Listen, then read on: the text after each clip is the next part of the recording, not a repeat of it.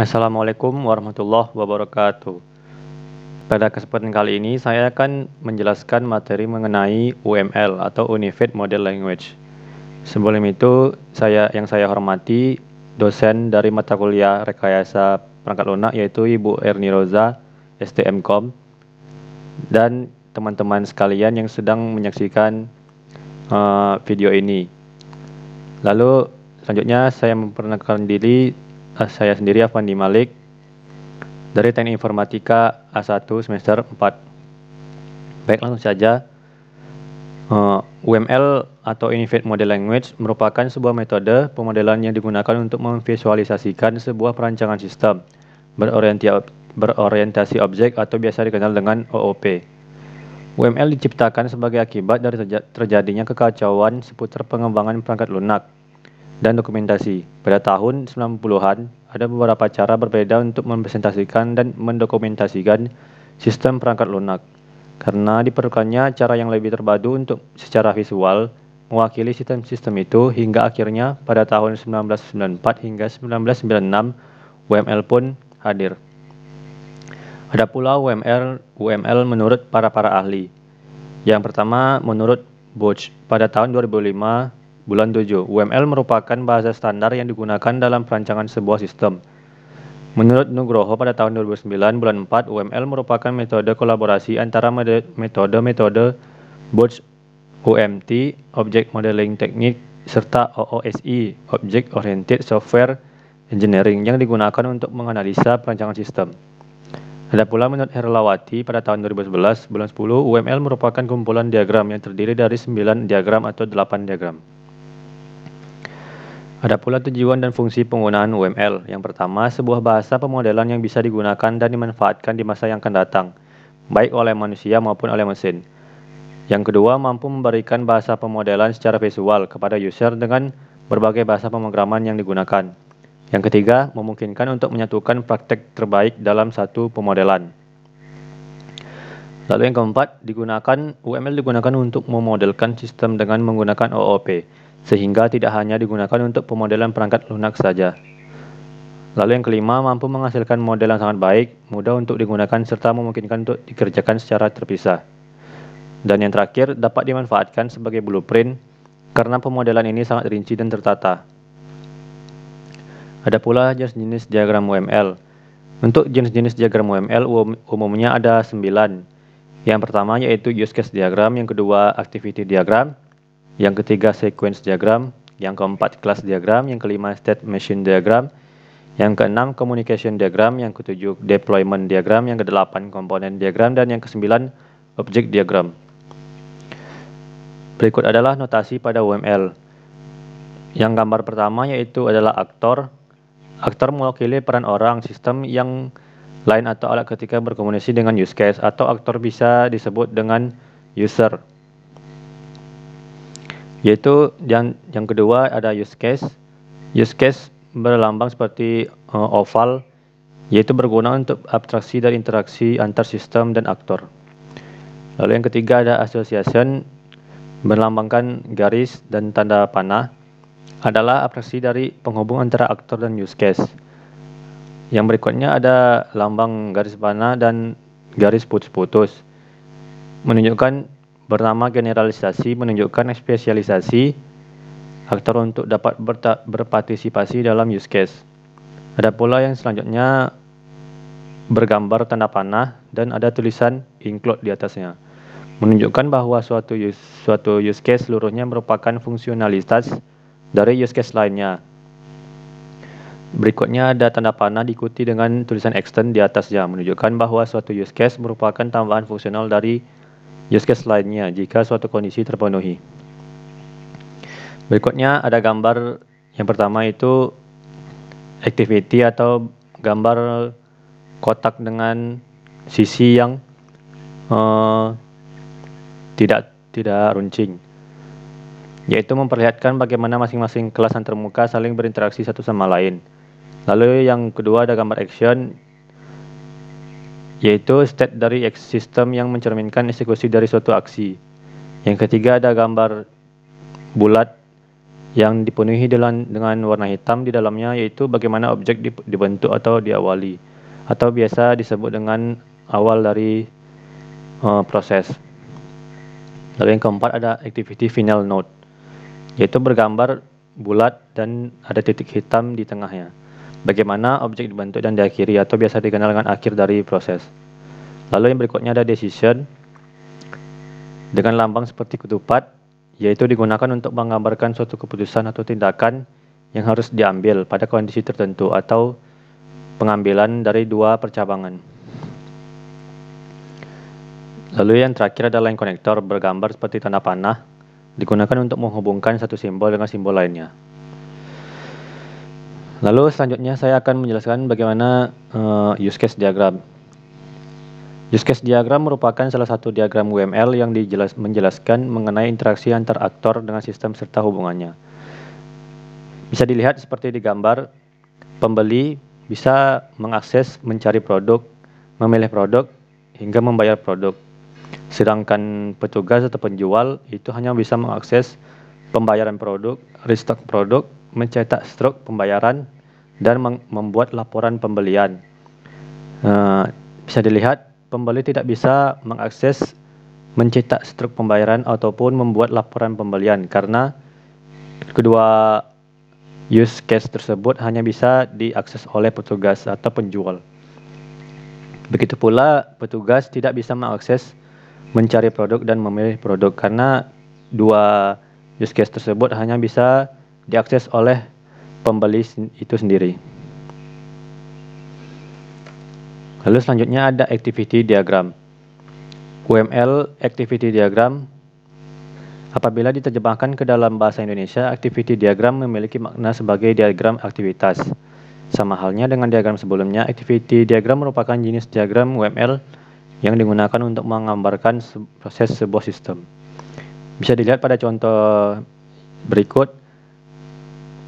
Ini adalah gambar siswa atau guru untuk memulai dari sebuah sistem. Dan ini di gambar ini adalah mewakili dari start dan lalu menuju dengan masuk aplikasi. Setelah masuk aplikasi akan menampilkan form login. Nah, di form login akan disuruh untuk memasukkan username dan password. Jika username dan password benar, maka akan diteruskan ke tampilan menu utama. Jika salah, akan kembali lagi ke form login dan untuk disuruh lagi mengisi username dan password lagi. Begitu seterusnya hingga username dan password itu benar dan menuju ke tampilan menu utama. Dan diakhiri oleh gambar atau lambang bulat dan titik hitam di tengahnya, menunjukkan sebagai lambang dari akhir sebuah sistem. Baik, selanjutnya yaitu sequence diagram. Sequence diagram yaitu salah satu jenis diagram pada UML yang menjelaskan interaksi objek yang berdasarkan urutan waktu. Sequence diagram juga dapat menggambarkan urutan atau tahapan yang harus dilakukan untuk dapat menghasilkan sesuatu seperti pada use case diagram. Bisa dilihat gambar berikut. Pegawai. Pegawai itu yang pertama ialah memasukkan user dan password ke dalam login form. Setelah melakukan login, maka akan dilakukannya validasi pada data user dan password tersebut. Jika proses validasi berhasil, maka akan muncul login sukses pada data login. Dan pegawai pun bisa memasuki forum atau aplikasi tersebut dan login sebagai pegawai. Begitu pula dengan admin. Admin memasukkan user dan password pada login form dan dilakukannya validasi. Dan pada data login, jika sukses, maka akan tertulis sukses dan kembali lagi kepada data admin sebagai login sebagai admin. Selanjutnya ada kelas diagram. Kelas diagram yaitu salah satu jenis diagram pada UML yang digunakan untuk menampilkan kelas-kelas maupun paket-paket yang ada pada suatu sistem yang nantinya akan digunakan. Jadi diagram ini dapat memberikan sebuah gambaran mengenai sistem maupun relasi-relasi yang terdapat pada sistem tersebut. Bisa dilihat pada contoh gambar berikut. Laptop memiliki kelas-kelas di dalamnya, yaitu ada merek, kode, CPU, VGA. Dan ini laptop hanya memiliki satu CPU. Setiap laptop hanya memiliki satu CPU. Nah, ini juga laptop hanya memiliki satu VGA. Setiap laptop hanya bisa memiliki satu VGA dan satu CPU. Maka diberi angka 1 di setiap ini ya. Setiap titik awal dan titik akhir.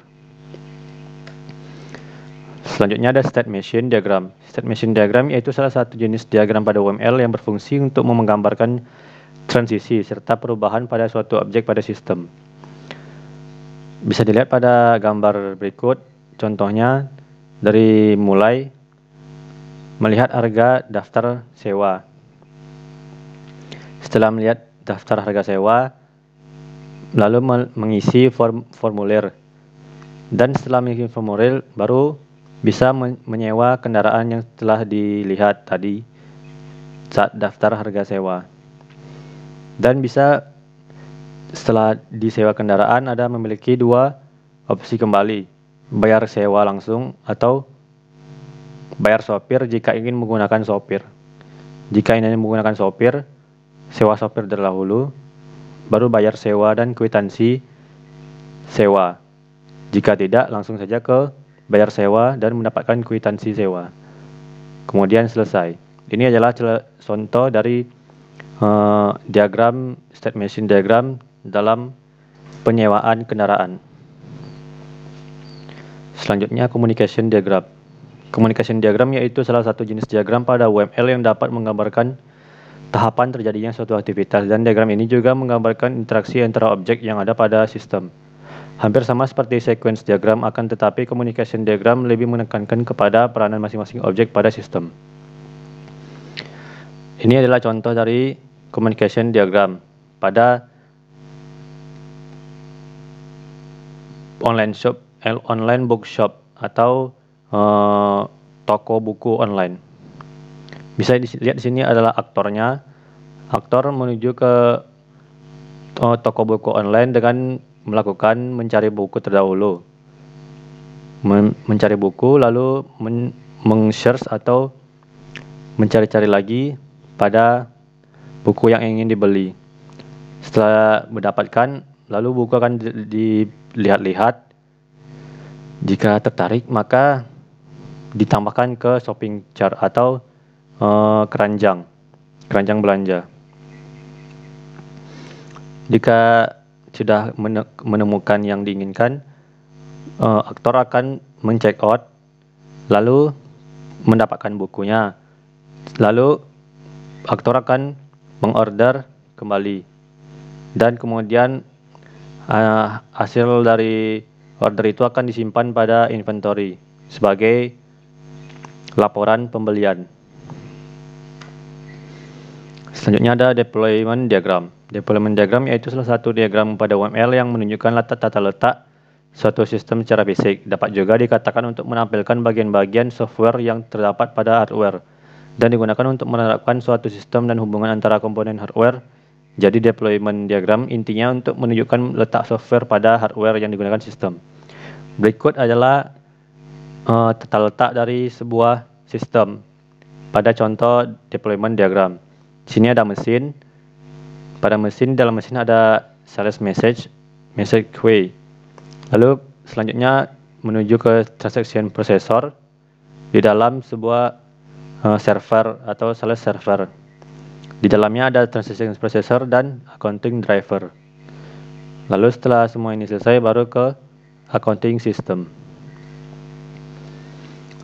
Selanjutnya ada komponen diagram. Komponen diagram yaitu salah satu jenis diagram pada UML yang menggambarkan software pada suatu sistem. Komponen diagram merupakan penerapan software dari satu ataupun lebih kelas, dan biasanya berupa file data atau .exe, source code, tabel, dokumen, dan sebagainya.